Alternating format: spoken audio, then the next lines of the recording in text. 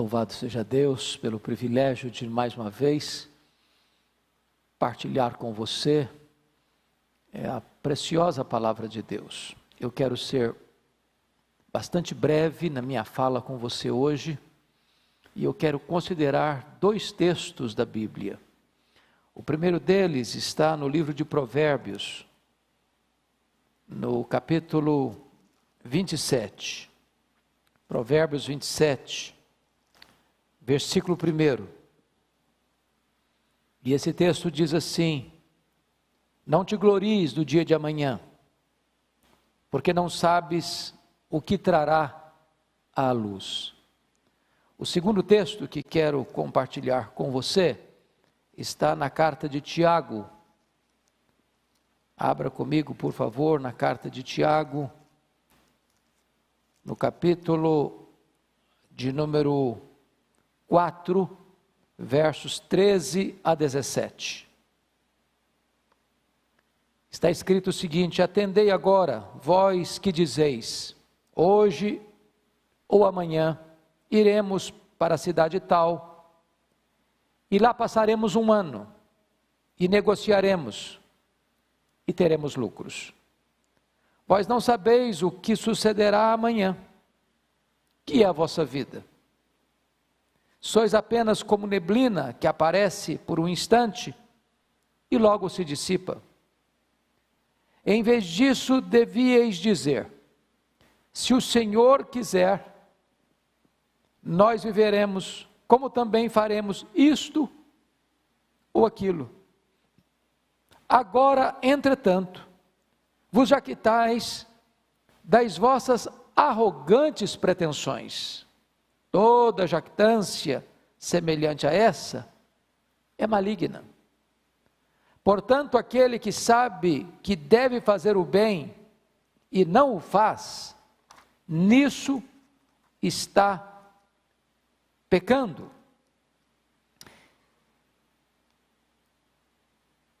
Eu estou absolutamente seguro de uma coisa: você e eu, quando começamos o ano de 2020, fizemos o nosso planejamento para este ano.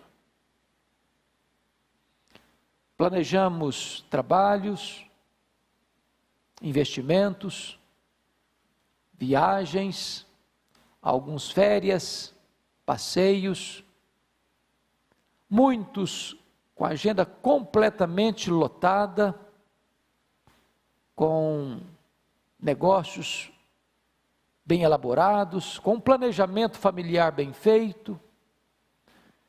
Porém, de repente surge uma crise, uma pandemia, que abala a saúde pública e traz um terremoto na vida econômica do Brasil e do mundo.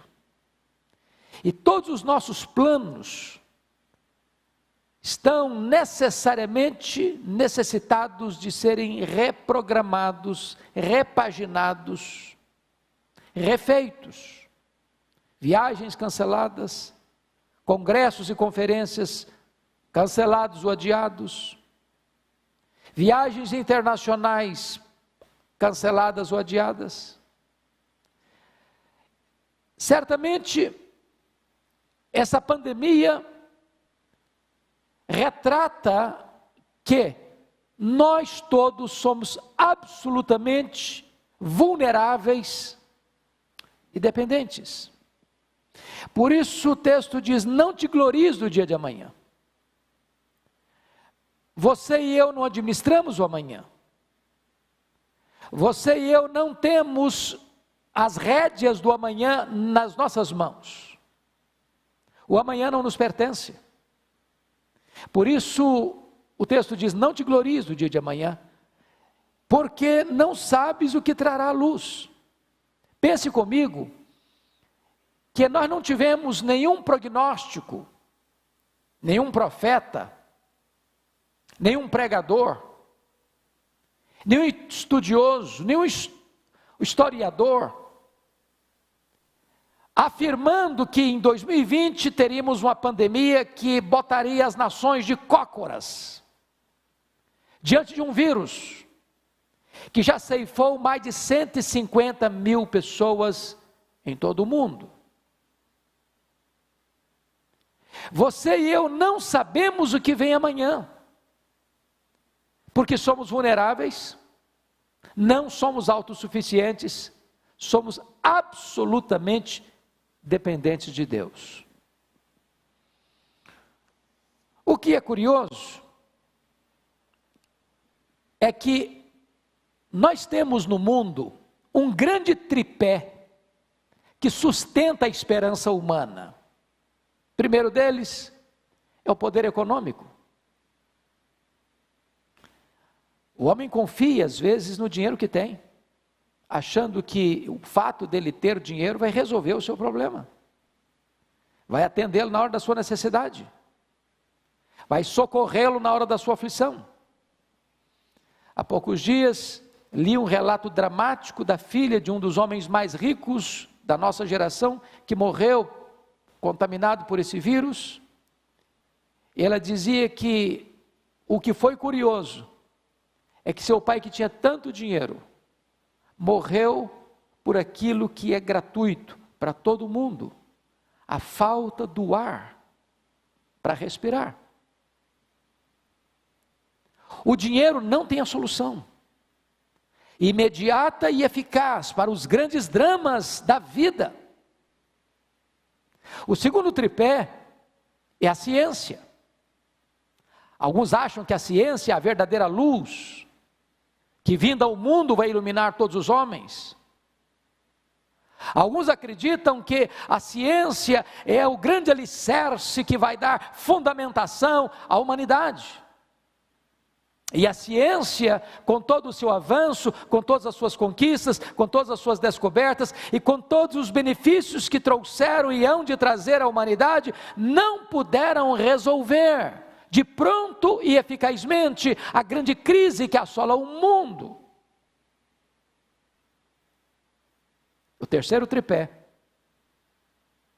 é o poder político. As grandes nações, as ricas nações, as poderosas nações, com os seus comandantes, presidentes, ministros, reis, que governam com tanta força, com tanto poder, com tanto militarismo, com tantas armas bélicas, com tanto poder de decisão e de ação, também não puderam resolver este problema que assola a humanidade. Sabem por quê? Porque o homem é vulnerável, dependente e não autossuficiente. É por isso que esse texto de Provérbios 27:1 e o texto de Tiago 4:13-17 é tão oportuno para a nossa reflexão nessa conjuntura. E eu gostaria que você começasse a observar comigo que nós corremos à luz do que o texto diz de Tiago, e eu peço que você esteja com o texto aberto em Tiago, quando ele trabalha no verso 16, o problema da jactância e o problema das arrogantes pretensões. Nós erramos quanto a isso, e erramos em dois aspectos: no falso entendimento de quem somos nós, e no falso entendimento das nossas ambições. Porque às vezes julgamos que a vida está em nossas mãos e que o tempo está a nosso favor. Achamos que nós estamos no controle. Nós vivemos numa geração humanista. Nós vivemos numa geração que põe o homem no centro, que idolatra o homem. Esta é o antropocentrismo idolátrico, onde o homem se vê no centro do universo e tudo gira em torno dele, por ele e para ele, e ele é o grande supremo comandante, e basta o arauto de um vírus que você não pode ver a olho nu para botar todos esses valores por água abaixo.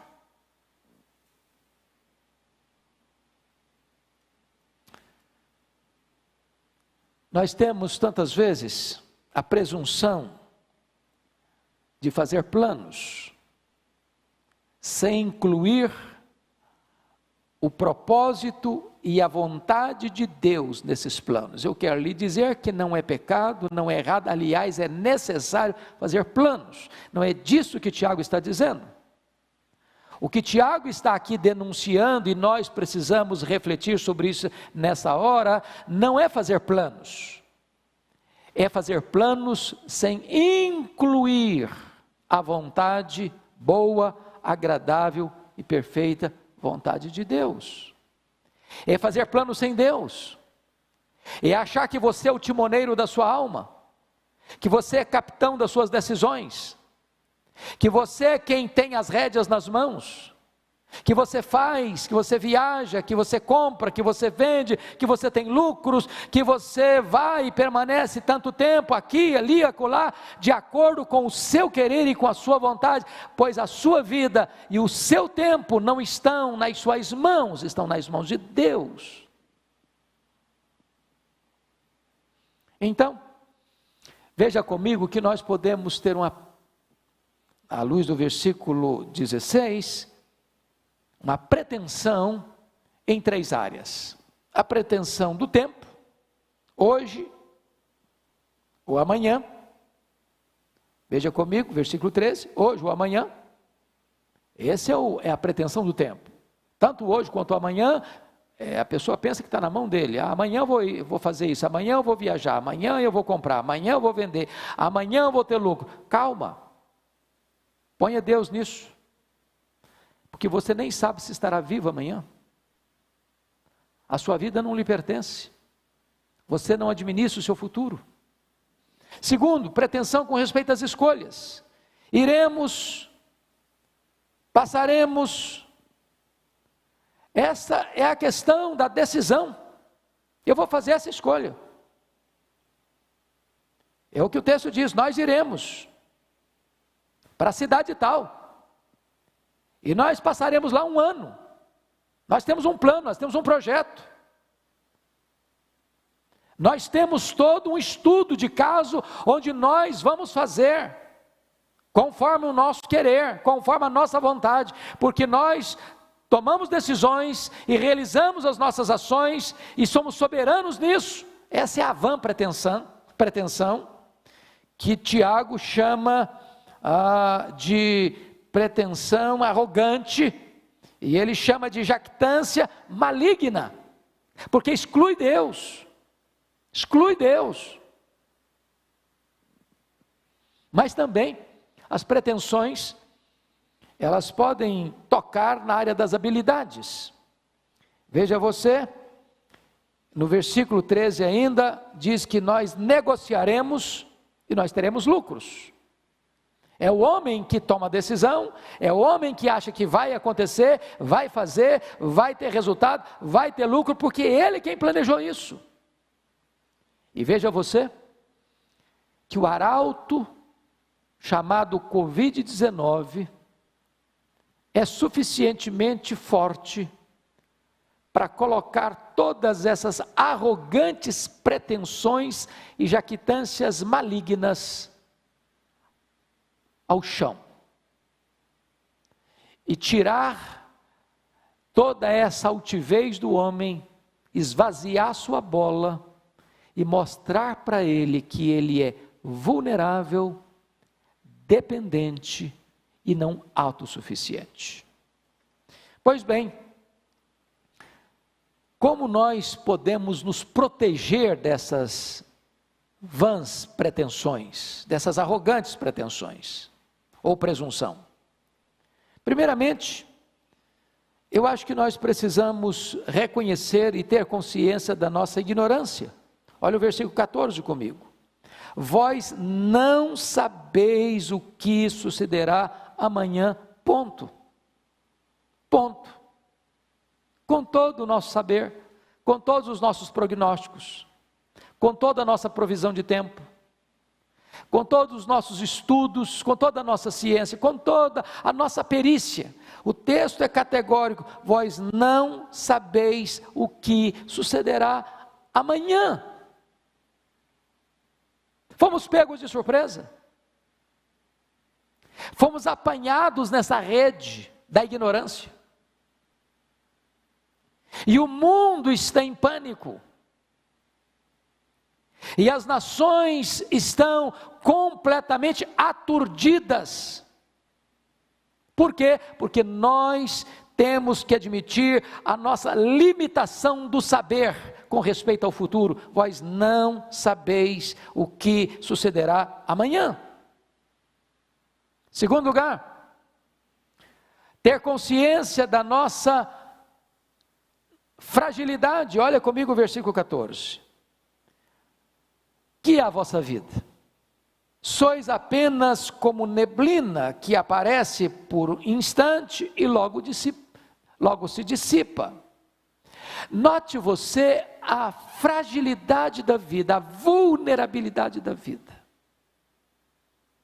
Morre o idoso, morre o adulto, morre o jovem, morre a criança, morre o rico, morre o pobre, morre o doutor, morre o analfabeto, mora o homem que mora no palácio, morre o homem que mora na palafita, mora o homem piedoso, morre o homem ateu.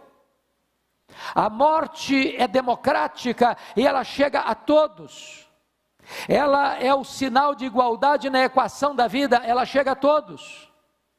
Por quê? Porque não importa a saúde que você tem, não importa o dinheiro que você tem, não importa o conhecimento que você tem, não importa o lugar que você mora, não importa o cargo que você ocupa, você e eu somos frágeis e vulneráveis. Mas ainda, terceiro lugar, como nos proteger desta presunção? Primeiro, saber da nossa ignorância. Segundo, saber da nossa fragilidade. Terceiro, saber da nossa total dependência de Deus. Olha o versículo 15 comigo. Em vez disso, devias dizer, se o Senhor quiser, nós viveremos.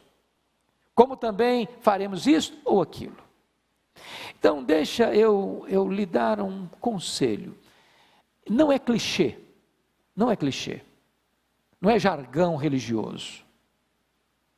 Nós, se não temos este hábito santo, bíblico, correto, devíamos começar a ter, usar esta expressão, se Deus quiser, ou se Deus permitir, eu irei, eu pregarei, eu viajarei, eu negociarei, eu passarei tanto tempo na cidade tal, eu terei lucros, eu casarei, eu trabalharei. Se Deus quiser, se Deus permitir.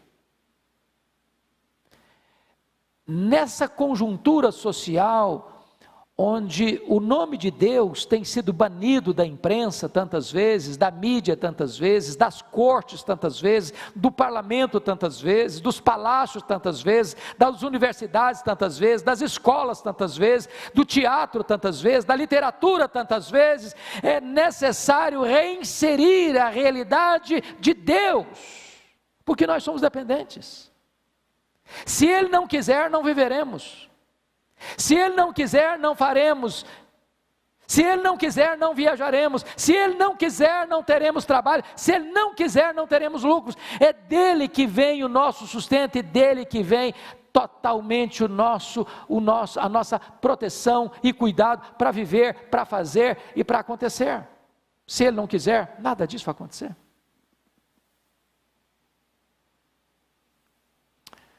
Veja você, no versículo 16, ele mostra a necessidade de compreendermos que o nosso destino não está em nossas mãos. Agora, entretanto, vos jactais das vossas arrogantes pretensões. Quando você faz um plano e não inclui a permissão de Deus ou a vontade de Deus nesses planos, Deus chama isso de jactância, e uma jactância arrogante. é de você achar que você está no controle. Você tem o poder, você tem a força, você tem o controle, você tem o domínio. Isso é jactância e arrogância demoníaca. Isso é excluir Deus da sua pauta, da sua agenda, da sua vida, da sua família, das suas decisões. Isso é contrário ao cristianismo.